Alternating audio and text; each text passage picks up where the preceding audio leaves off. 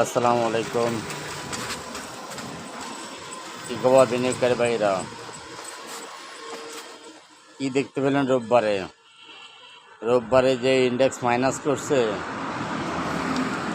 2 দিন ইন্ডেক্স সেটা ওভার করছে। কিন্তু মূল কথা,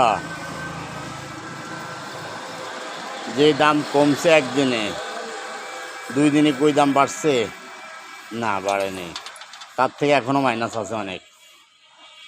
কমছে 1 টাকা, বাড়ছে 50 পয়সা, আবার অনেকগুলো বাড়েনি। এটা হলো রাশিদ মাকসুদের খেলা। স্বৈরাচারে আছে, ওকে দিয়া মনে মনে আস্থা আসবেন। নতুন সরকারের বদনাম হবে।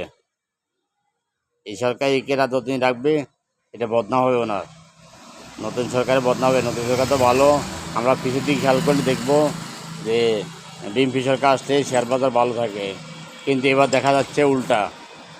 কোনো কিছু বাড়তে দিচ্ছে না, কোনো ভালো একটা কন্ডিশন দিচ্ছে না, আস্থা আনতে দিচ্ছে না। এগুলো রাশিদ মাকসুদের খেলা। কারণ ও তো চোর বাটপার করে আসছে। ও ব্যাংকের 264 কোটি টাকা তার নাম মামলা, সেই জেলে কয়েদি থাকার কথা, সেইখানে আসছে। আর ভালো কীভাবে হবে? এটাই। আসসালামু আলাইকুম।